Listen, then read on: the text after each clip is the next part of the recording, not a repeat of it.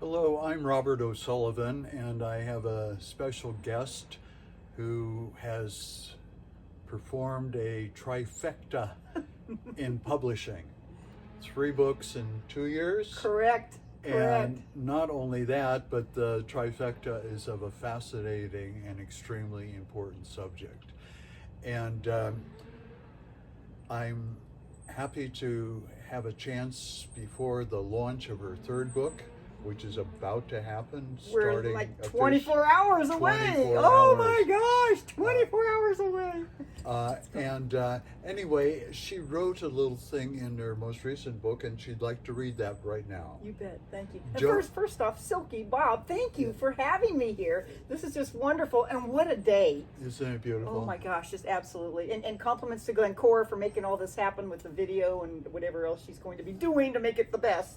Yeah. So, And before she reads this, I'm trying to think of a headline that I'm probably going to provide on something I've been writing for several years after the first 2 books came out, and it would probably be on the Progressive Christianity website, and it would go something like, "Flying Ex-Nun hits trifecta in the book world."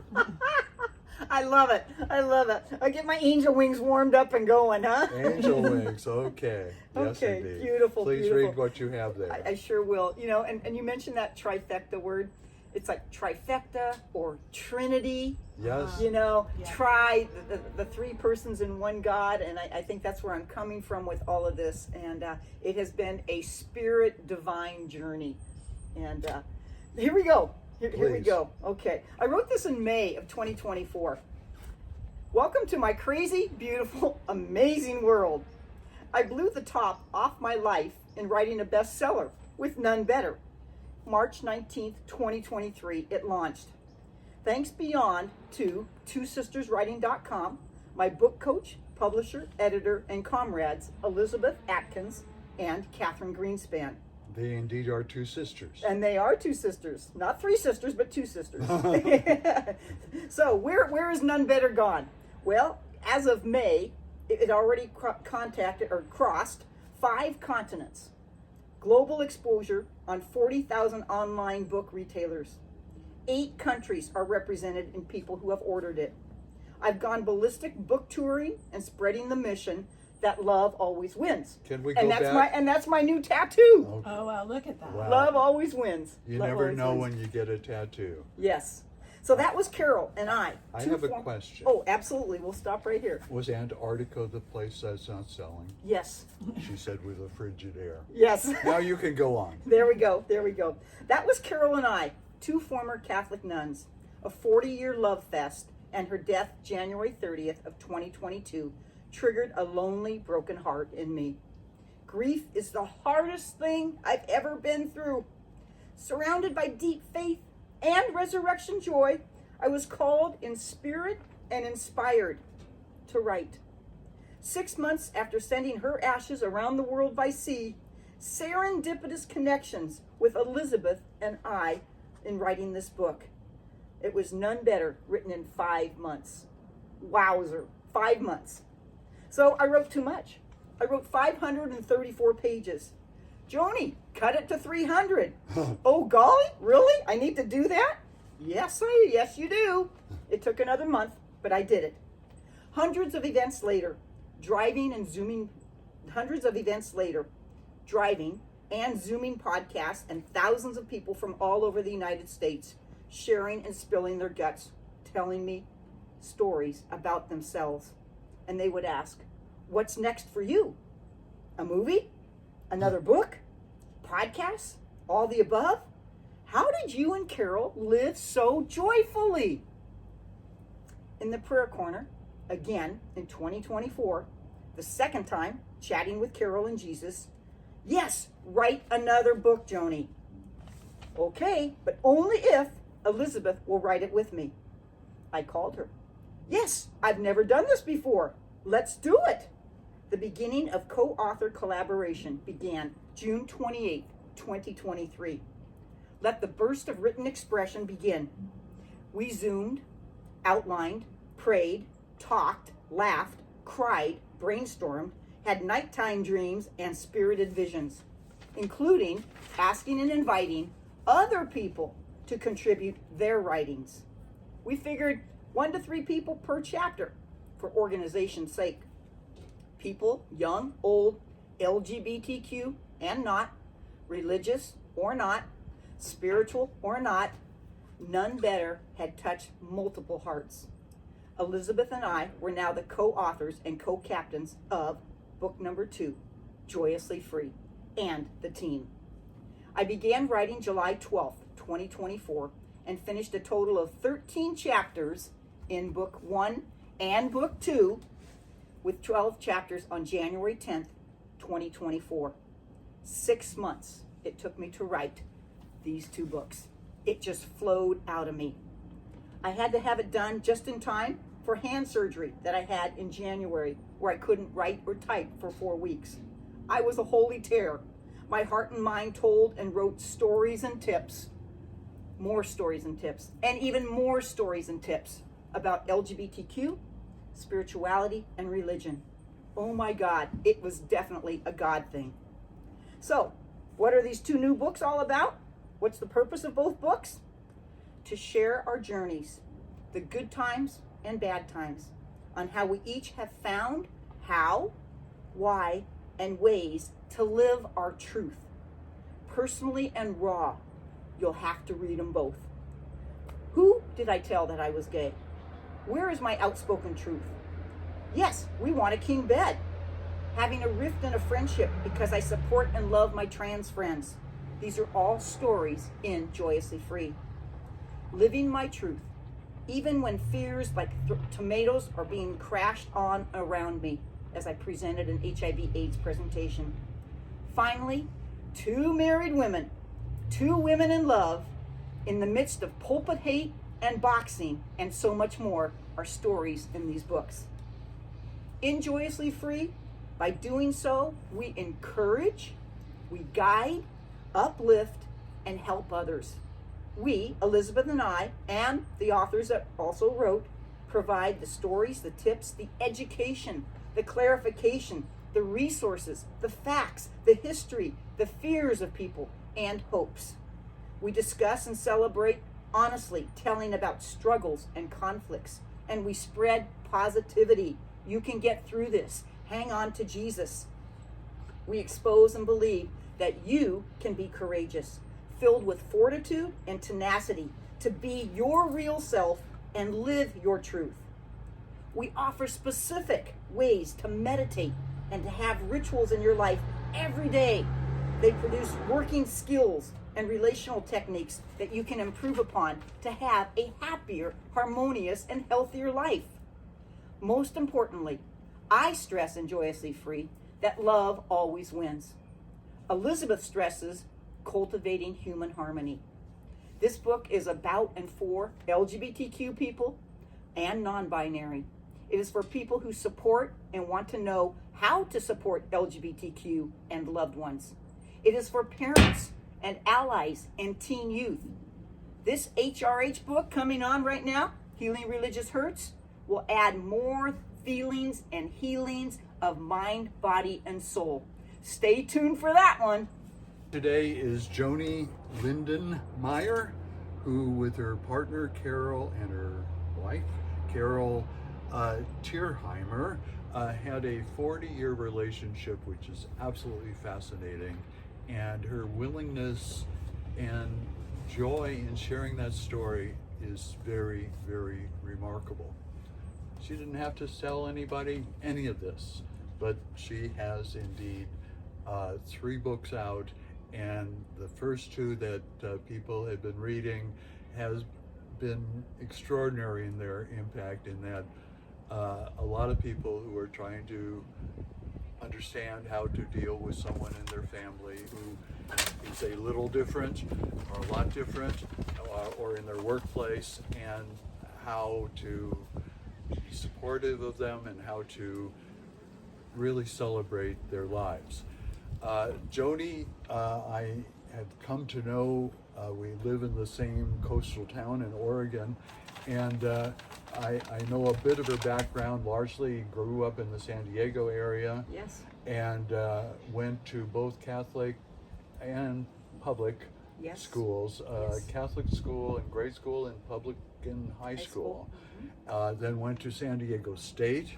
Was one of the stars of the college varsity excuse me, I'm showing my prejudices, volleyball team. I'm a hoopster myself, and had a strange experience, somewhat like I did, of getting cut inappropriately from the team. But anyway, after graduation through college, she decided to become a nun, and she can tell that story much better than I can. But somewhere along that line, she fell in love with an older nun who had taken more advanced vows than she had, and is quite the story to tell. Anyway, do you want to elaborate some on what your biographical stuff I just tried to say in the? That was very well done. Okay, thank you. It's amazing what you remember when you're talking with somebody too, and so you did a really, really good job with that, Bob. Yes, grew up in San Diego, got my teaching credential from San Diego State, taught for 1 year before I accepted the Lord's calling to say, come join me, come join us, walk with me, be with me. And there's a whole story in there about Our Lady of Peace and going to meet the nuns for the first time and seeing where my calling was. And a calling what is a calling? Well, a calling is your gut feeling that this is what you need to do. And I think we all have those at times in our life, that this is what we need to do, this is who we need to be, this is the right time, the place, and the people that it needs to happen.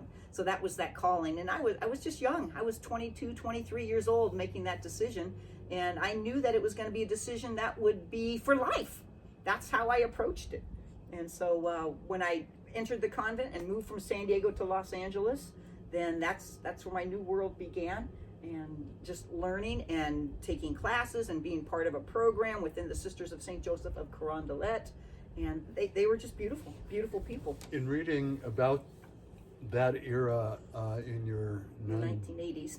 None Better book, I was fascinated by something I could really relate to, and that was your having unusual basketball friends. Can you tell that story? And it probably in many ways illustrated the tension you were in. Oh, absolutely, absolutely. Yes, my second year in the convent is in the novitiate, and this was in Pasadena, California. And our convent was located on the grounds of a Catholic school, elementary school, K-8. And of course, they had the outdoor basketball courts and volleyball courts. And so for my relief, when it was my time that I could just be me, I would go out and I would shoot hoops, shoot baskets, and just be outside and playing. Well, the next thing I know, the bouncing of the ball noise traveled to the apartments next door. And so they people didn't get out their shotgun. Nope. And so a young man comes over and says, "Hey, let's play some horse. Let's play some hoop." And so we started to play, and lo and behold, that grew. And eventually, it would be two or three of his friends knocking on the convent door. Can Sister Joanie come out and play? Yeah, can Sister Joanie come out to play? And it was like, I was all into it. Just a second, let me grab my shorts and my tennis shoes, and I was out the door, and we had a great time. His wife was out there watching, and there were other people watching, but we had a great time. It was great exercise. It was good for my soul because I'm such a sports person, and I believe, and it goes back to, this is going to crack you up, is that as a little kid, when I was like 4 years old, when the priests and the nuns would come over to our house for dinner, they would say, "Joanie, you say the prayer tonight." And so I would say, "In the name of the Father, Son, and Holy Coach, Amen." And so my dad was a coach. So I always thought that we were praying for my dad. I didn't know that we were praying for the Holy Ghost or the Spirit. I just thought it was all about Dad, So anyway, sports and Jesus have always been in my life. Well, anyway, so back to Pasadena and this great basketball group of team that we had. One day in my counseling, my mentoring, my spiritual direction from my novice director, it was like, "Joanie, you need to stop doing that." And I was like, "What? What are you talking about? I'm just having fun. This is not anything else. It's just me having fun and exercise." "No, you do not need to be playing with the guys on the court. And so I thought, whatever. And I could hear my mom and dad just saying in the background, don't burn any bridges, don't burn any bridges, you know. But, you know, and that's part of living your truth. To live your truth, you have to be you. And whatever that means, you can't back up or back off from that. You need to be you. You know, it's like I didn't like to wear nylons. I didn't like to wear dresses and skirts. That wasn't me. And so you learn things through life that is you and aren't you. And I think we all go through that. And whether you're a young teenager or a young adult or you're in your 50s, 60s, and 70s, I think you're still learning that truth. And your truth, it's okay to change that truth because you're on a journey and you experience new things in life and new people in life. And that challenges you to question and to think about, oh yeah, what about this? What about that? Which leads to, you know, and people ask me all the time, Silky, you know, Joanie, are you still Catholic? No, I'm not. You know, after all the years of being Catholic, 66 years of being Catholic, and Carol and I, and all of our involvement and years of ministry and education and RCIA, and Carol doing annulments and playing guitar at Mass and leading retreats and everything related to church, the Catholic Church, it was time that I needed to get out because the true me, the Catholic Church didn't accept and celebrate our love. Think about that. They did not accept and celebrate Carol and I and our love for each other as two women. Yes, you can be gay, you can be LGBTQ and Catholic, but if you're in a committed, loving relationship, then no, it's a no-go. I don't get that because to me, what the Lord always talked about is love, and love who you are called to love. That is the honesty question. And so that was one big thing I couldn't do with the Catholic Church. The other one... I'd like to interject here. Okay. We both are recovering from particular religious traditions. In my case, it happened to be Missouri Synod version of Lutheranism.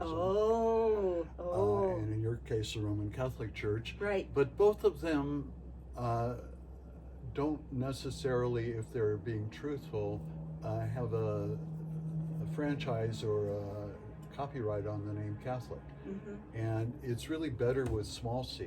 Yes. And we both have found a better home than most in the Episcopal Church. Oh, absolutely. Because they're the particular church we're connected with in Brookings, Oregon, involved in a long-time dispute with the city about religious liberty rights, but is full of recovering Catholics, recovering Missouri Synod Lutherans, recovering evangelicals of one stripe or another, and yet they find them that in the open hands of a truly Catholic with a small c church, that exciting things could happen in helping people really not only find their own calling, but find ways in which Christian people and all people of good faith can work together for positive goals. Absolutely. Oh, so well said. So well said. You know, and to serve, to share, serve, and love, isn't that what it's all about? You know, it's not just having your butt in a seat for a worship service. There's more to it than that. And that's what we at St. Tim's do.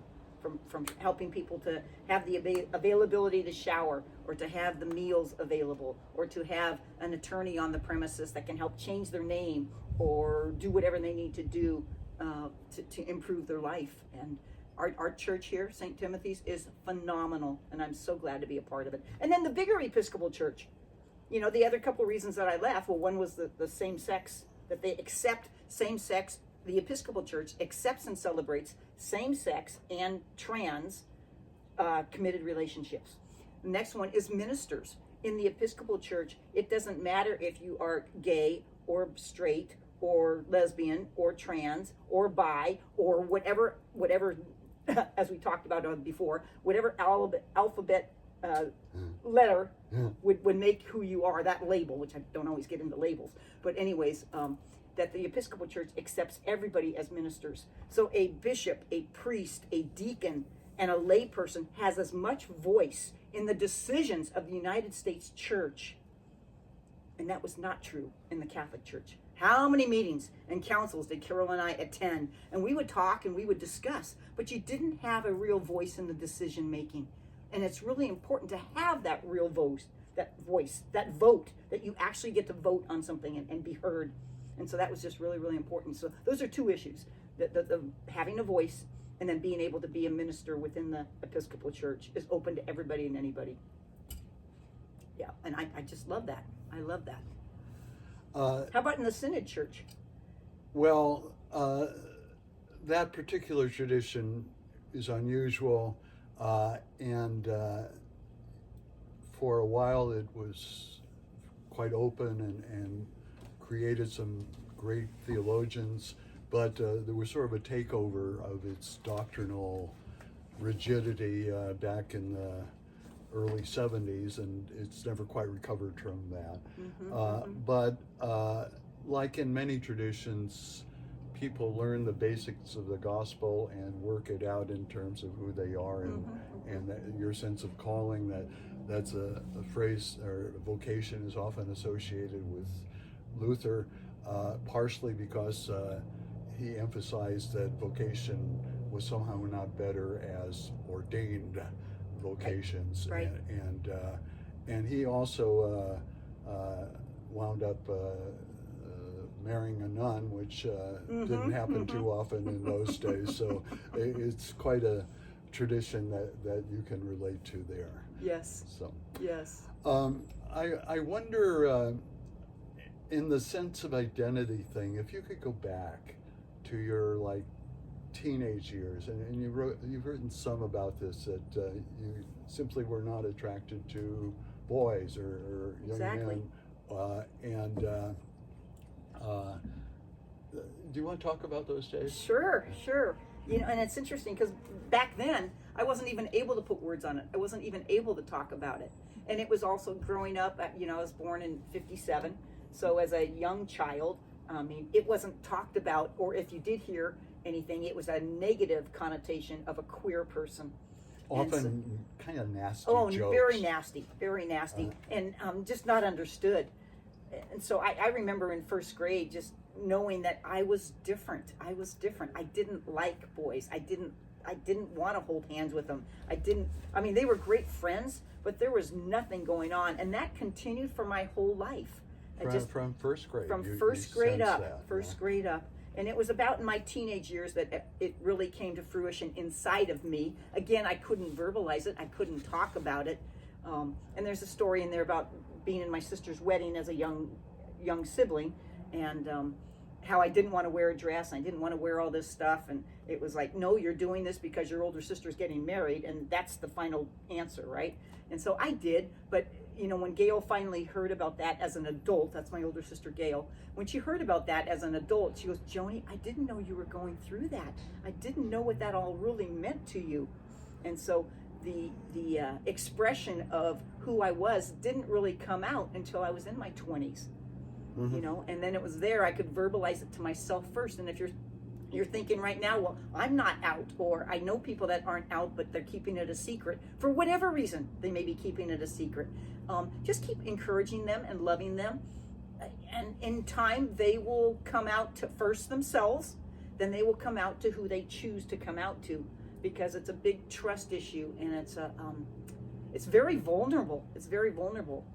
Thank goodness today, 2024, it's more accepting, and it's not illegal. You think about pride. I don't know if most people even know this, where pride came from.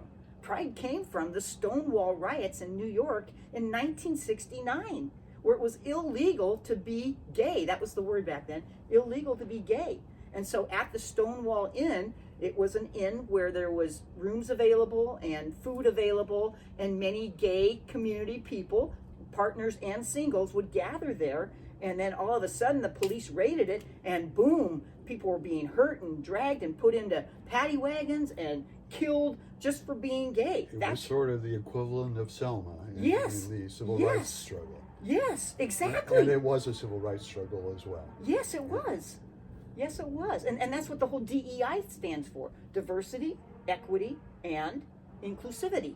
And that's what we hear those three initials now in our world and in the political world, the DEI. But to go back to pride, that's where pride started. And within a year of that, the gay people were saying, we have a voice. We don't need to be squandered. We don't need to be fired from our jobs. We don't want to have all these trepidations upon us. And so from there, they started forming more and more groups of people that were strong. You hang to your pride, you hang with your family, you hang with the people that you want to be with. And that's what pride is about. So a year later, it was like, well, what symbol do we have for pride? Well, then it was Mr. Marks down in San Francisco working with Harvey Milk and developed the gay flag, okay? The pride flag, which is all the different colors. And what does that all represent? Everybody. It's inclusive of everybody, from ethnicity to nationality to gender identity to gender orientation. And people get all confused with that. Well, what's the difference between gender identity and gender orientation? Well, an orientation is who you're attracted to. Identity is who you are. Do you know? Like me, I'm a definite lesbian. I'm called a gold star. I don't know if you've ever heard that. So a gold star means I have never been with a man. And I have been in a monogamous relationship with Carol. She had never been with a man. So we are gold star. We've never been with a man. Now, what happens if a man has never been with a woman? That's called platinum. And so these are just within our gay community. Those are accolades. Those are things that's our life. Do I put down people that have been with men and ladies? No. And it could be bisexual then for so many. It could be two-spirit in the Native American culture. So all of these alphabet letters that you read, especially heterosexual people read and don't understand, this is the time to learn all that. And that's what this book does. It teaches everybody what that is and who they are and how they sort of think and behave. And of course, it's all individualistic, of course. But that's the power of the book. And how for friends and family to be supportive. Yes. And we are so crucially needing our allies. In all times of life, even the 80s and 90s and 2000s, we needed the allies to support us. And maybe I wasn't out to 100 people in my town, but my 2, 3, 4, 5 friends that were allies, they were so important to me because they understood, they accepted, they celebrated me for who I was. They accepted Carol and I for who we were. Because we had to keep all that secret. And that's the secret part of the None Better book. You know, we had to keep it secret for our sanity, for our safety, for our religious reasons. And jobs, maybe. And jobs, absolutely. You know, and then you were talking about the synod for the Lutheran Church. You know, that's why Healing Religious Hurts came about. Yeah. Because people kept saying, well, geez, you know, how can you be spiritual and religious if you're gay? Or where does it's just confusing. It's confusion for people. Yeah. Let's go back to your earlier years again. I'm curious about, you both had a deep dive into Catholic education and a deep dive into public education. Would your life have been different if you had done a deep dive in one, a much deeper dive in just one, or a much deeper dive in just the other? Ooh, that's a really good question. I've never been asked that one, Silky. Well, Carol went K through 12 to Catholic school. Then she joined the convent and continued her 4-year and then her teaching credential, 5 years at Mount St. Mary's College. So she had all Catholic education. That's a holy of holies, huh? She was holy. Personally, you know, I did Catholic school up to 8th grade, and then I went to public school for high school and college. Would there be a difference? I think back then, in the 80s and 90s, I think church and education was a little different than it is now. I think oftentimes now, Catholic education is not just for Catholics, but it is it's more like a private education. Yeah. Because more denominations or people not in a denomination attend Catholic schools or private schools and not having to participate in the Catholic events. Mm-hmm. I'm thinking of my good friend Dalton Bradbury, former student of mine at Del Norte High School in Crescent City. He went to San Diego State, and then he went to San Francisco, the Jesuit school in San Francisco, to get his law degree. And so Dalton is and is not Catholic, but yet he wanted that really firm, wonderful education that he could get at that Catholic university. And the Catholic schools that are today around, they are very, very, very, very educational. You know, if you had to compare that to public school, I don't know because I didn't live that. But Carol was always in favor of Catholic education. She got her master's from Fairfield University in Connecticut, which is extremely Catholic. And your particular order of nuns is sort of the Jesuit kind of equivalent. We jokingly say that. The Jesuits are Society of Jesus, which is an SJ after their name, and we were the CSJs, Congregation, but it wasn't Society of Jesus, Congregation of Sisters of St. Joseph. Okay. And so, but we always said that, that was part of it. And back in the day when nuns were really, really prolific, back in the 60s, 50s and 60s, there were hundreds of thousands of nuns worldwide, and now that is way down. You'd have to Google that to find out the numbers, but I bet you it's half. In my reception, when I joined the convent, there were 3 of us. Out of those 3, 2 of us have left the convent and 1 remains. So that's 1/3. I don't know how that would work in relationship, like to people who join the military, how many people stay in the military, how many, but so it was 1/3. And now more and more people are finding that you don't have to be an ordained minister. You don't have to be a sister. You don't have to be a deacon.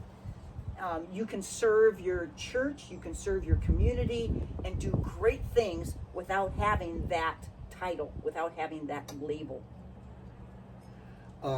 Did that answer your question? That was a good question. I'm still thinking about that one.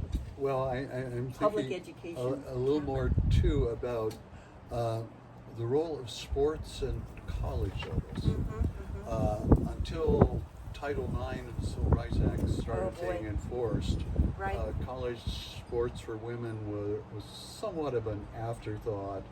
The budgets for especially the major men's sports were astronomical, and well, for things like women's volleyball, you probably didn't travel all that much. Or look back at what we that sure was did. like. We sure did. I think from San Diego, our furthest was up at Stanford, and of course you're not flying in an airplane. You're in vans. So Stanford, UCLA. I hope they were unsullied vans. Excuse me, I don't get a chance to lay that one too often. No. Well, and that's the reason why I chose to go to public school. Out of my 8th grade Catholic 8th grade graduating class, I was the only one who wanted to go to public school. And I did that for 2 reasons. Sports was the big one. There was better opportunity for me in sports at a public school. But also, I did not want my parents to have a financial burden. And that's a big question. That's something we pose in Healing Religious Hurts about private Catholic education or any denomination's education versus public education, and how is it an elite? Is it based upon money, or are there scholarships available? All the above can happen. So you were part of the decision to go to public school? I was. It was up to me. My parents let me decide. Unusual. Yes. Yes. And I can't say enough for my parents and growing up in a healthy family where Mom and Dad raised us with leadership and independence and being a team player, being open and listen to everybody at all times. And that's one thing I'm still working on. Carol was a much better listener. As you notice, I can talk, but I need to be a better listener. But again, we were raised in an atmosphere where your opinion mattered, your spirituality mattered, and it was all connected. It was all connected. Tell me about your teaching years. You've taught in both Catholic and especially secular schools, and what, as you look back at that, reflect on it, please. Well, when I taught in Catholic schools, I taught religion classes as well as my physical education and my health. And I also taught the sacraments when I taught in Catholic schools. And so that's the big Catholic element. In terms of public education, of course, we don't promote and or teach a specific religion, and we don't really talk about God or Jesus, but at the same time, it's about love and harmony and kindness and peace and respect without manipulating or brainwashing a student. That's not what it's about, but to letting students know that, yes, there are responsibilities and ways that we can foster a better world and you can foster a better self. and they make the connections within their own circle of spirituality. And that's where Elizabeth is just really, really, really good. I'm so glad we co-authored both of these books, because she comes at things from a very spiritual dimension versus me with a religion dimension. Do you care to make a distinction there? A lot of people use those two terms but don't define them a whole lot. Well, I'll do it my version wise, Okay. Silky, but then you're going to have to jump in with yours, okay? To me, Wait a minute. You don't tell the moderator what to do. What do you think you are? well, it's a discussion, right? Yeah. And that's what I love. I love to collaborate and discuss. And if I had to put the words on all three books, it would be the 3 C's: Yeah. courage, confidence, and collaboration. Okay. That's what I think all 3 books are all about. Yeah. Courage, confidence, and collaboration. So back to your question of spirituality, and that's not versus spirituality or religion. I come from a religious standpoint because, to me, religious means a religion, a specific faith community that has their parameters and has their guts and has their ways of believing and focusing on the spiritual, on the divine.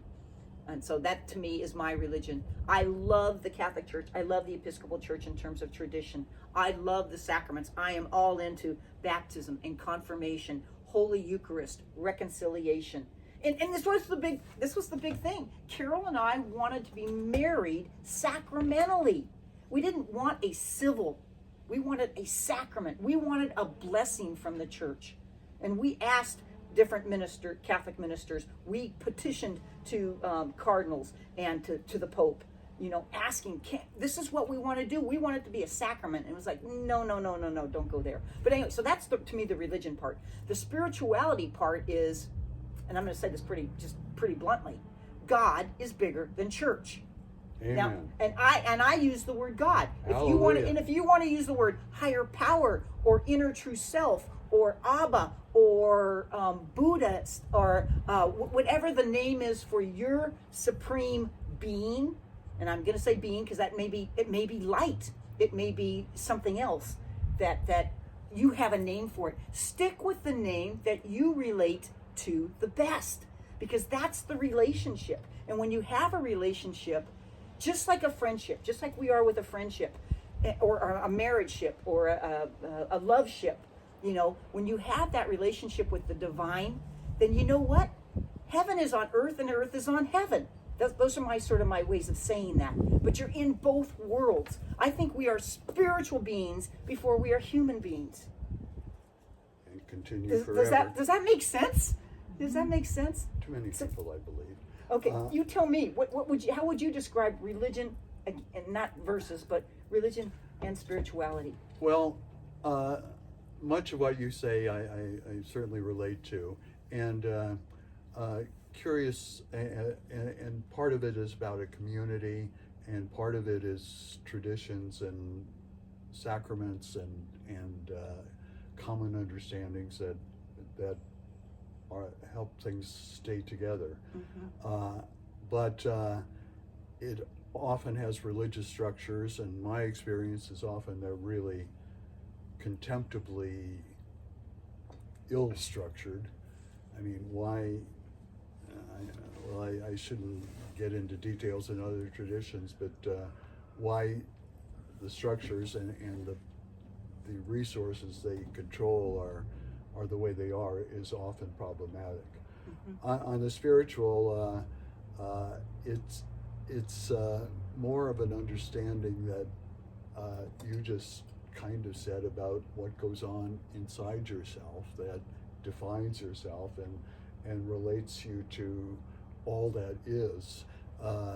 In the New Testament, the term kingdom of God appears often, and in a way, some of the language of kingdoms and lords that come from Scripture and come from the society that shaped the way it was molded are just problematic for a lot of people. Mm-hmm. And I don't know who it was, but someone suggested dropping the G and think in terms of the kinship of God. Mm-hmm. And the kinship is not only with other human beings, but other creatures and species Absolutely. and the forest and if we get that sense, it's profoundly spiritual. It doesn't have to be hooked up with a church and a religion, but there are ways that the religion part, I think, is quite important. I went through a major loss. My wife of 51 years during the early days of COVID. We'd moved to Oregon a few years before, didn't really find a religious community we could relate to, and I suddenly was really extremely alone, and still am quite a bit alone, but nothing like then. And I since have found a community of faith I can relate to. I became part of it under strange circumstances. The city council recruited me to teach them a lesson or two, and so that's my answers to that. If I may get back to your newest book, can you tell about some of the individuals and the hurts they write about and speak about in there? Oh my gosh, yes. In fact, let me pick up the book. That's a good cheat sheet if I've ever seen one. Absolutely. So we asked about 22 people to write their story, and so we ended up with 17 contributors, which is really, really profound. So one contributor is Father James Martin, and he very is prominent, editor and theologian, church, and yeah. Pope Francis's #1 LGBTQ guy in the United States. In fact, as we're talking right now, James texted me 2 days ago and said, I'm off to Rome. And so I said, well, the book isn't quite out yet, but let Pope Francis know what's coming. And so I mailed him one of these, and I mailed Pope Francis one of these. So Pope Francis, you'll be getting one of these as well. But James gives a wonderful perspective about who are the marginalized in our society. And he thinks that is a lot of the LGBTQ community. They are marginalized. And how many churches accept, confirm, and support them, and he's fighting for the Catholic Church to do more for LGBTQ. That's what he's doing. So he comes from that perspective. And then we have Ruthie Murray does a great story, an example of going through a Catholic annulment. She was Jewish, married a Catholic man, and then they got divorced, but her process of going through the Catholic annulment and how that fit with her spiritually as well as faith community-wise. So that was really, really important. Elizabeth, in this book, she's a meditation guru is what I call her. So there are 2 QR codes in this book where you actually use your phone, take a picture, copy the link, and you are into her meditations and breathing and chakras and Archangel Raphael. They're just wonderful meditations, and if you've never meditated before, give it a shot. I love to meditate, and Elizabeth takes you on a journey that's just really, really beautiful and spiritual. So that's really, really cool. Using a QR code to get there somehow strikes me as a strange thing to do. Right. And all you have to do is click on it, and then you just sit there and you close your eyes, and she'll walk you through every single step of what to do, and including the breathing and clearing yourself, and just being open to the Spirit. Because some people have never done that before. I grew up praying a lot. And praying to me is just a conversation with the Lord, and then listening to what the Lord has to say. Because it's a conversation, right? So it can't just be me talking all the time. I've got to be able to listen to the Lord, listen to the trees and the owls and the birds and whatever that may mean. So back to I'm going to just read you some of the chapter names, okay? First one is, what is religious hurt? What is it? And how do you find peace in it? And so there's one person here that talks about growing up in a very, very firm, strict, domineering family that was based upon their church, their faith community, and relationship with that. I'm not going to name the kind of church. You'll have to read that. There are quite a few like that. There are quite a few like that. Exactly. And then we have a whole chapter on making it an equal playing field for male and female within the spiritual realm and the divine in the denominations of religion. So that's a really, really important one. Erase religious brainwashing, shame, and guilt. And this has to do with oppression and speaking up. And when you feel oppressed at your church, what do you do about it? And how do you promote peace and harmony? Do you need to leave your faith community and find another one?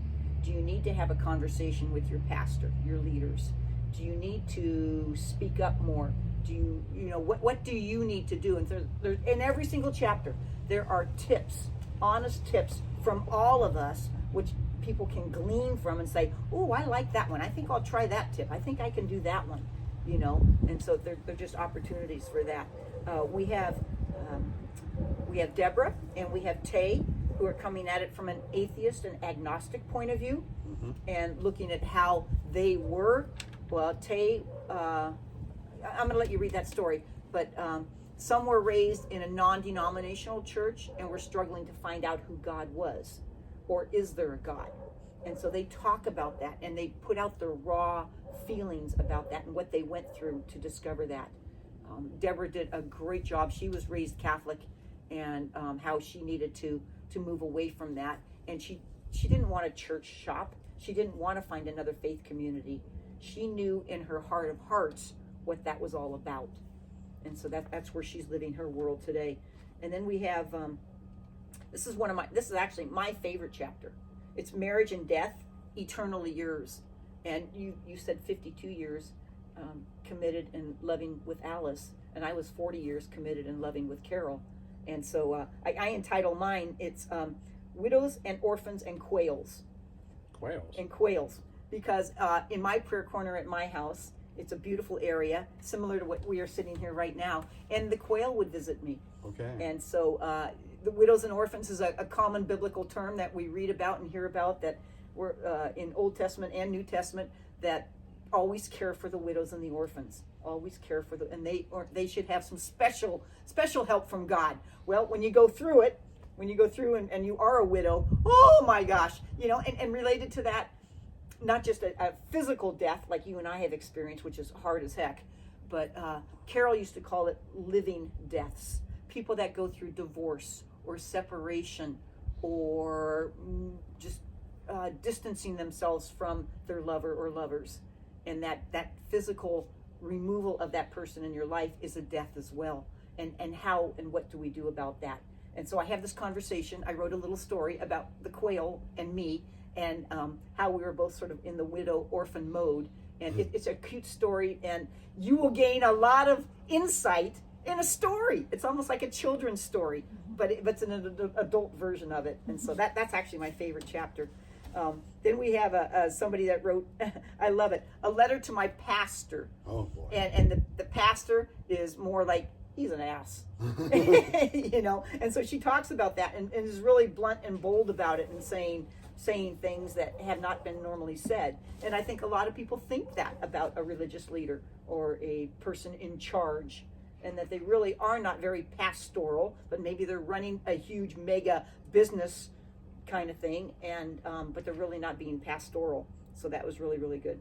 Let's see, I have forgiveness. Oh my gosh, the forgiveness chapter by Rosie Robles is out of this world. And what she went through. She was a former Catholic nun. She was actually a very dear friend of Carol's and mine. And so she was willing to write a story, actually many stories in her writing about forgiveness. And how do you forgive? And how difficult it is. And the peace that you gain and glean once you have forgiven a person or persons or an institution or organization, and then forgiving yourself. And we say this every Sunday in our prayer at church. Forgive us for the thoughts that we've had or those that we don't have. And it's just, again, a reminder of what sometimes we don't even know what we're thinking. But forgive me, Lord, for thinking negative, for not helping to promote abundant love, because that's what the world is all about, is abundant love. And when you get to that point, there's no room for any hate. There's no room for evil. It is all about abundant love. And that's, I think, where I'm coming from now. That maybe is a good place to end. Okay, I like that. I like that. Joni, you're remarkable. You didn't have to do any of this. And I'm just so impressed. And I'm also troubled by something, and I'd like your response to this.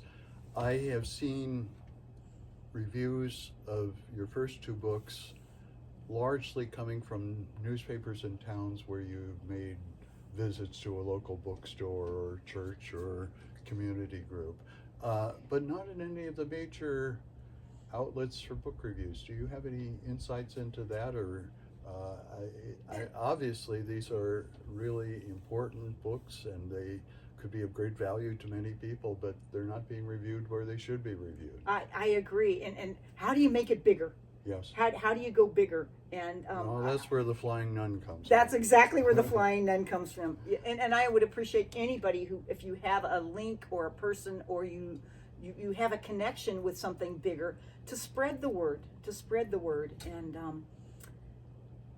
I know my publishers and myself have put it out there, and we've contacted ABC and CBS and Good Morning America and all these other wonderful, bigger kind of things. And so far, no response, and it's a continuation of how much do you keep following up. And I think it's a God thing. I think when it's meant to happen, it will happen. And meanwhile, these books are not, they're about touching hearts. And right now, we're touching hearts, but more touching hearts can happen. Well, so please help. Please help. If Donald Trump can introduce people to a Michael Mass, who knows what can happen. Yeah. So, Yeah. on that happy note, let's think abundant love. abundant love and a lot of joy. And we are so grateful on your being willing to talk so freely with me and to the whole world. Thank you. Thank you so much, Sophie. Okay. Thank you so much.